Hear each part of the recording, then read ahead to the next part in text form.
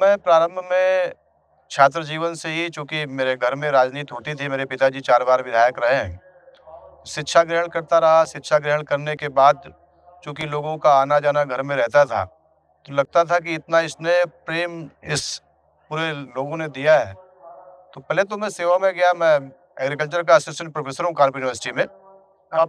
Then फिर पिताजी ने जब सोचा कि अब हमें नहीं करना है, तो फिर मैंने इस चीज़ को चुना कि इतने सारे लोगों का जो सेवा का अवसर हमारे परिवार को हमेशा रहा है और मैंने जो सीखा है, जाना है, जिन लोगों ने हमें इतना मान-सम्मान दिया है और हम लोग भी उनको कुछ न कुछ विकास के रूप में और सम्मान के रूप में देते रहे हैं, तो वो कैसे कंटिन्यू कर पाऊँ, यह सोच कर के मैं राजनीति में आया था।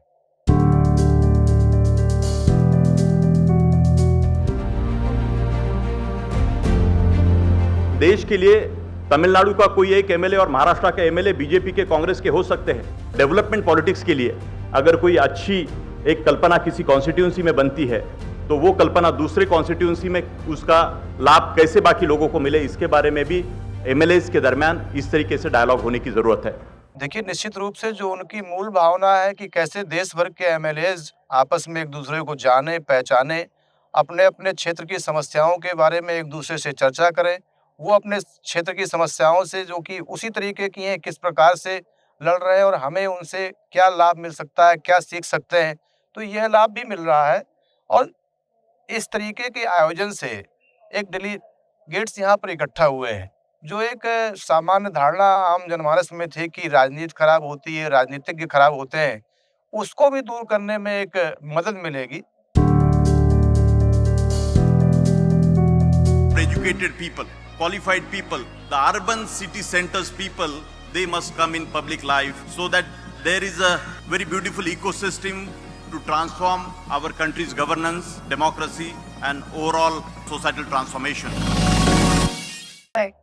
देखिए, किसी भी क्षेत्र में ट्रांजिशन हमेशा होता है। आज हम हैं, कल कोई और होगा और अगर हम किसी को आने ही नहीं देंगे तो एक समय आएगा कि देश बूढ़ा हो जाएगा।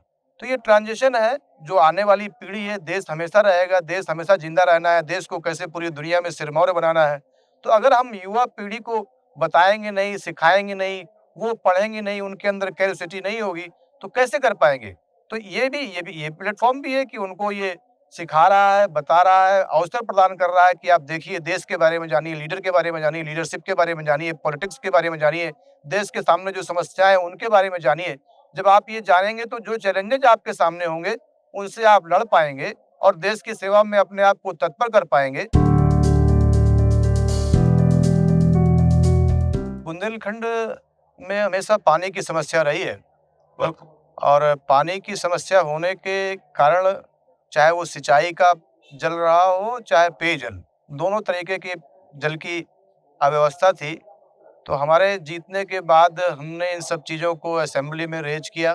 तो अब वो चीज़ें धीमे-धीमे सॉर्ट आउट हो रही हैं। जहाँ पानी पहले गाँव में होता नहीं था, तो नदियों से और ट्यूबवेल्स लगा कर के पेयजल की उत्तम व्यवस्था की जा रही है।